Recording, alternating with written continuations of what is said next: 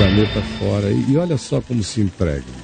Vou mostrar apenas um exemplo rápido. Já uma coisa antiga e sabida, Angela Merkel declarou, e eu mostrei um documentário sobre isso aqui no Papo de Graça uns 5 anos atrás, declarou que dentro de 35, 40 anos a Europa toda teria maioria islâmica. E o indivíduo islâmico que seja tolerante, eu tenho dito isso a você, só em algumas circunstâncias. Número 1, se ele for um desviado do Islã. Se o Islã olhar para ele e disser, esse cara é um desviado. Aí, em geral, eu encontro muitos desviados do Islã que são tolerantes. Justamente porque são desviados do Islã. Ele é um herege lá? Não herege, ele não aguentou aquilo ali. Então ele é árabe, se ele é árabe, ou ele teve uma tradição islâmica, mesmo que não tenha sido árabe, mas ele é um desviado, ele só se veste, parece, come, faz algumas coisas, veste um vernizinho, mas ele nem é considerado pelos outros um cara do grupo. Ele é não praticante. Ele é um não praticante. Aí ele pode ser um tolerante. Mas se ele leu o Alcorão de carreirinha, e se ele é comprometido com a Sharia e com as sunas e tudo isso, não tem como o cara ser tolerante, é impossível. Impossível. É como um sujeito que só lê o livro de Levítico, de Números, de Deuteronômio, e lê mais ou menos isso, e lê 1 Samuel, 2 Samuel, só isso, os livros dele são esses. E você não quer que ele se torne apedrejador, cheio de julgamentos, não quer que ele se torne completamente hostil ao diferente. É impossível. É impossível. Só será possível se ele se desviar daquilo e for tratado como herege.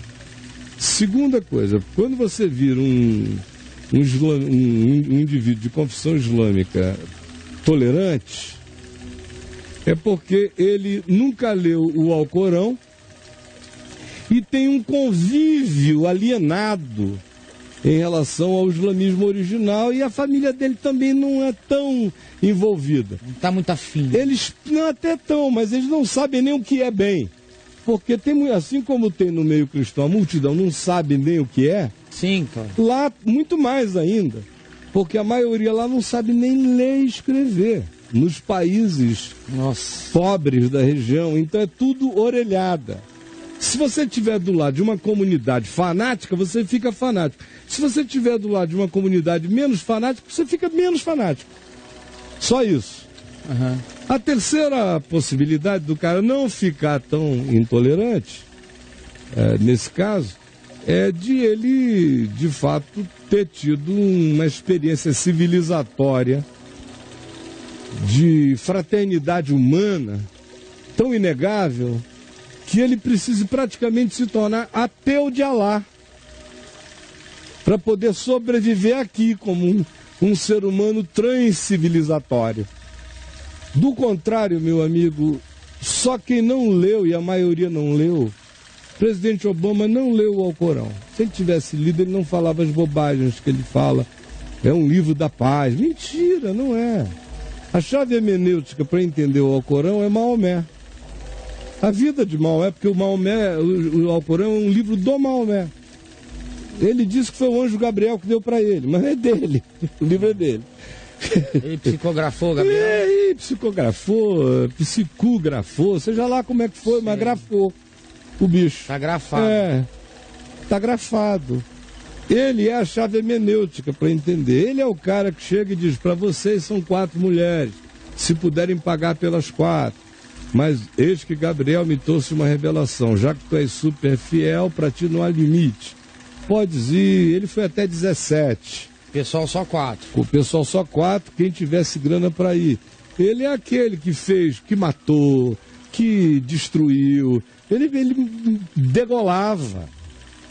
O principal profeta dessa fé é um degolador. Era como se você pegasse Elias, que fez isso uma vez, no rio Quizon, com os profetas de Baal, e você tivesse mais umas 40 histórias dessa de Elias para contar como modus operandi de vencer, de destruir os adversários. Sei. Isso não 700 anos antes de Jesus, como foi com Elias, mas ao contrário, 700 anos depois de Jesus, como foi com Maomé. Você veja como ele tornou a coisa infinitamente mais retrógrada do que um Elias. Ele levou civilizatoriamente isso para um período muito anterior da prática da religião mais primitiva.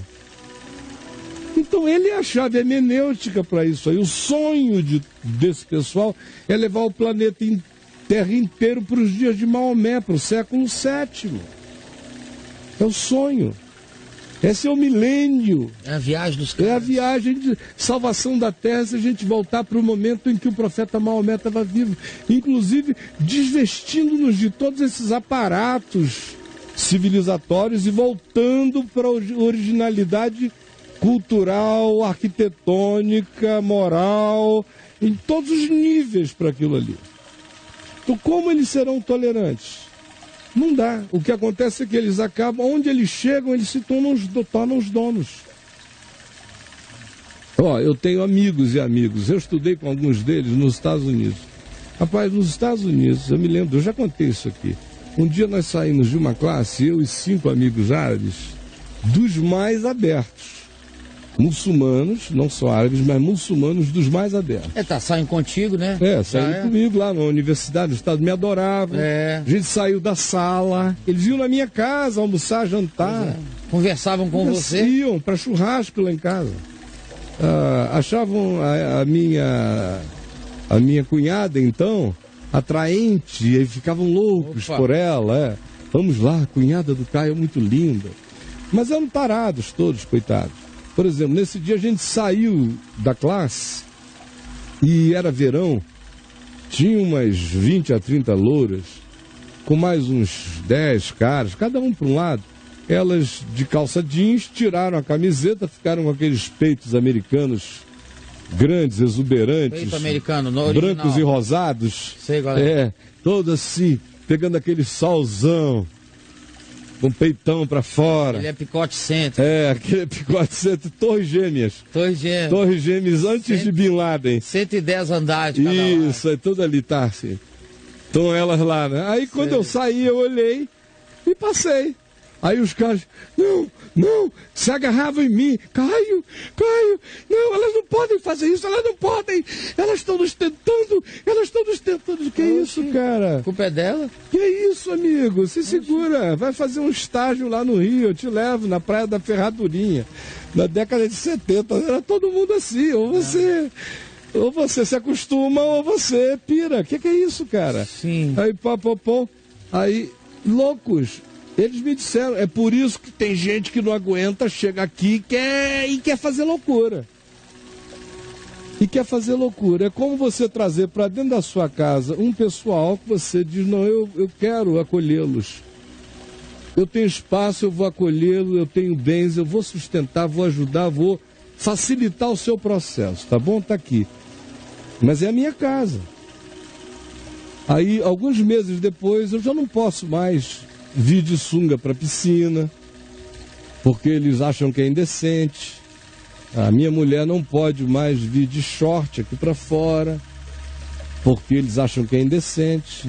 As mulheres deles acampadas aqui no meu jardim, todas usam véu, e eles começam a odiar a minha família e a querer impor regras, porque as minhas filhas não usam véu. Depois de um tempo, eu que os acolho, que banco a estrutura inteira para eles estarem ali, sou visto como inimigo, e eles começam a gritar aqui de baixo, morte ao Caio, morte ao Caio, morte ao Caio. Bom, infelizmente é isso que está acontecendo na Europa. Porque eles não conseguem chegar e viver com o outro e aceitar o modo de vida do outro e praticarem a fé que eles carregam no coração, em casa ou nos ambientes designados. Não, eles têm que dominar, e a Sharia tem que ser lei nacional. Eles não consideram, a democracia só serve para acolhê-los. Uma vez que os acolhe, a intolerância quer impor. Democracia é a vontade da nossa minoria correta contra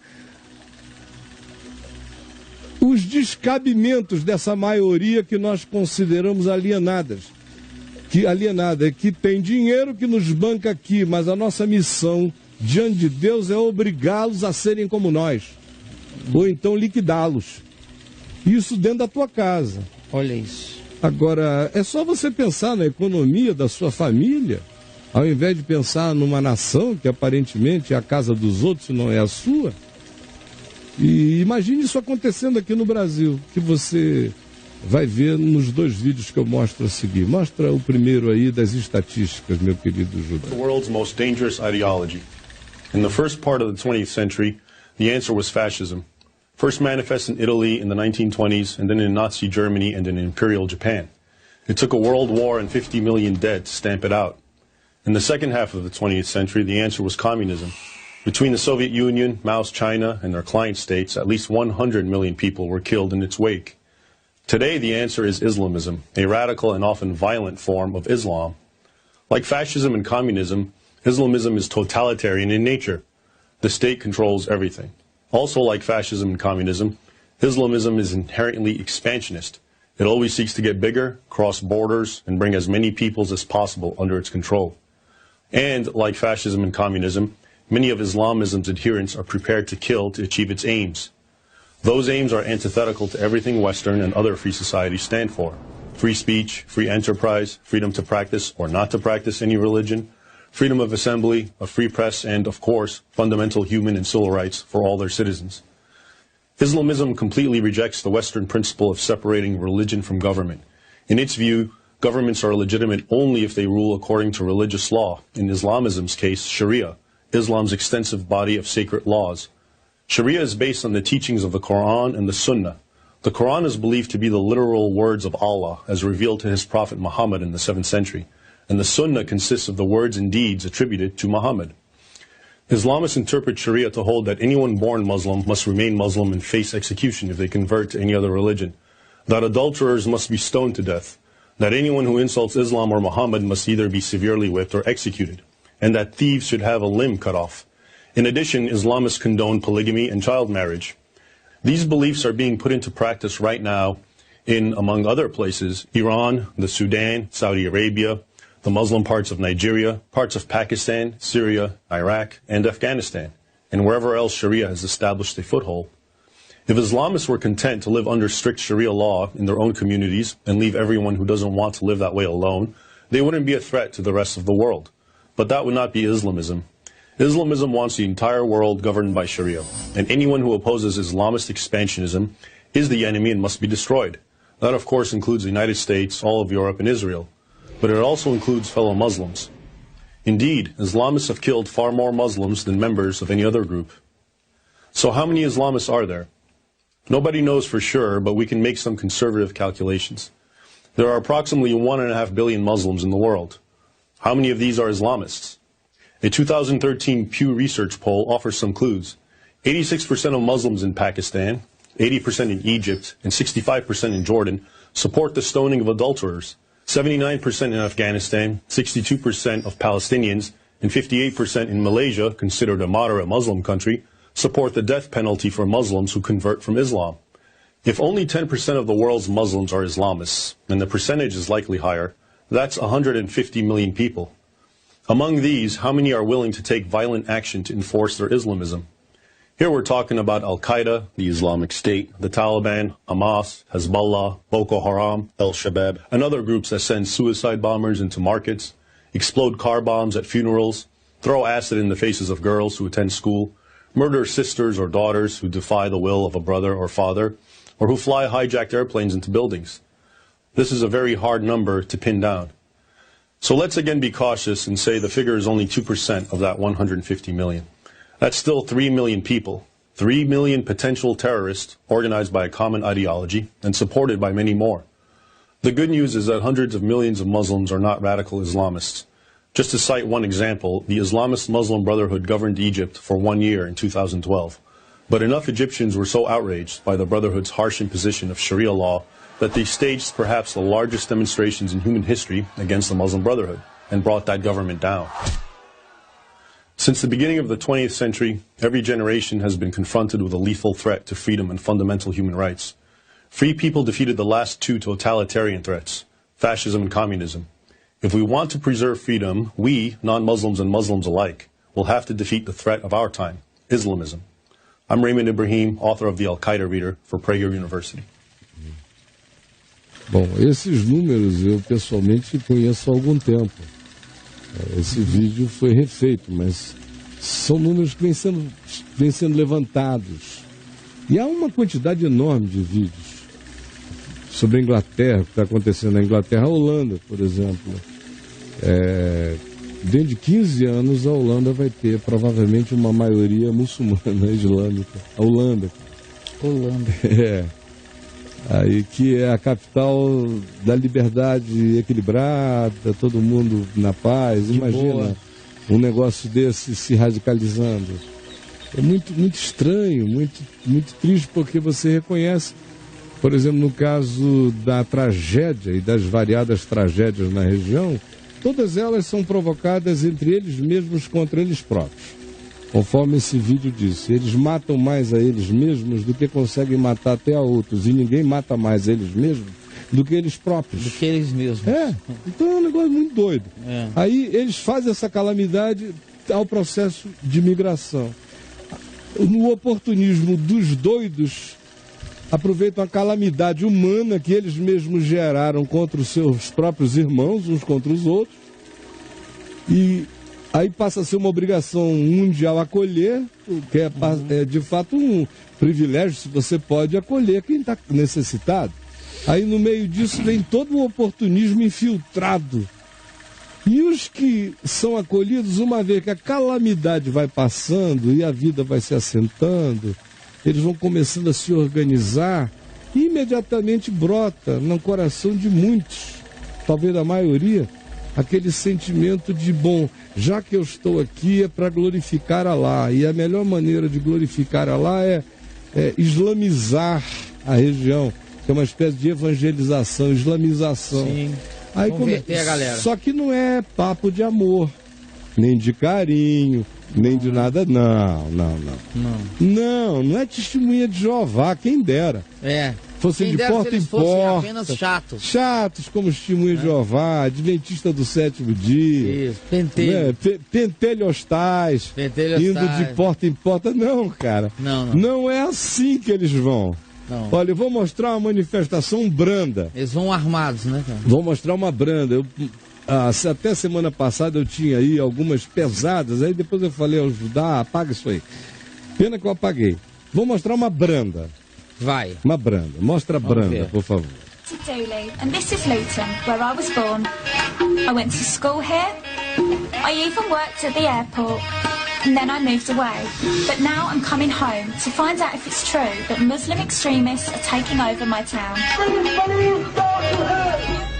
It didn't take long to witness firsthand the extremism I'd been hearing about.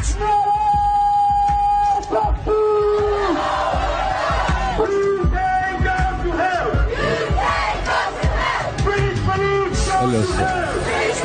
Isso aí eles estão lá da Inglaterra, no Reino Unido. Falando isso. Recebem serviço social, água, luz, assistência médica, escola, tudo de graça, tudo limpo, acolhimento, liberdade de expressão. E olha só, eu trouxe para dentro da minha casa. O nome desse lugar não é Inglaterra, não é Reino Unido, é a Casa do Caio. O nome da tua casa, Casa do Braulio. Sim. A casa de quem queira, que o pessoal não quer trabalhar com categorias pessoais.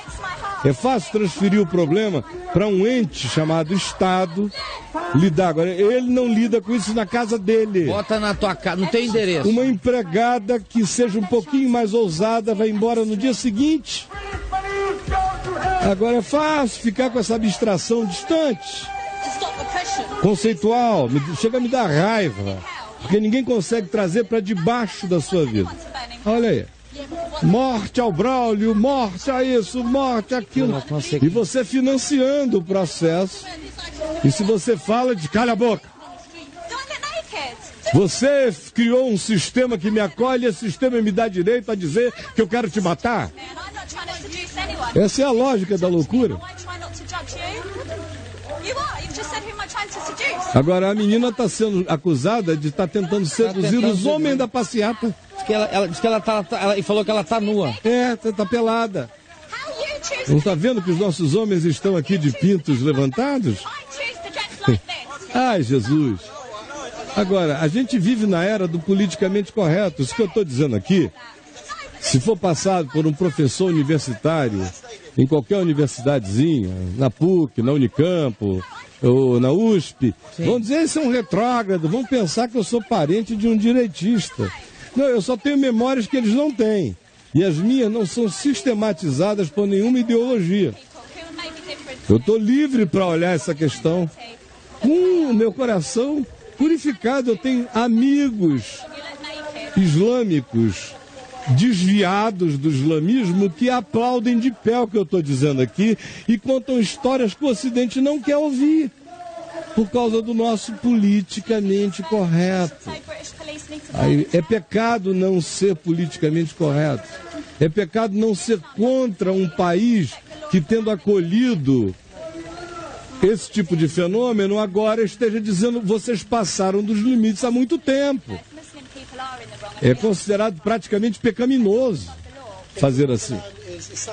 We respect the law of the land. What if it's not Islamic? If it's not Islamic, then the law of the land and those who make it can go to hellfire, honestly, because unless in chapter 33, verse eles vão usufruir o status britânico e dizendo que todo mundo que está aí vai para o inferno.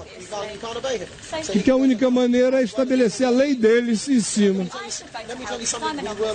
Ah, meu irmão, você está a caminho do inferno. Desculpa, isso aí a gente aceita quando a gente está preso no país do outro.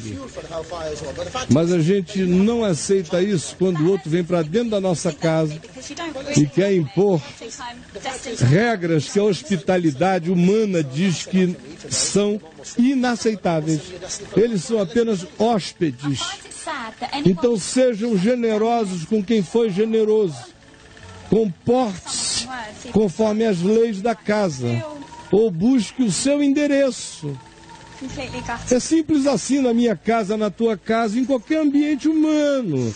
Mas o politicamente correto transformou qualquer tentativa de dizer o que eu estou dizendo com essa objetividade de quem está falando de dentro de casa numa coisa absurda de ser dita.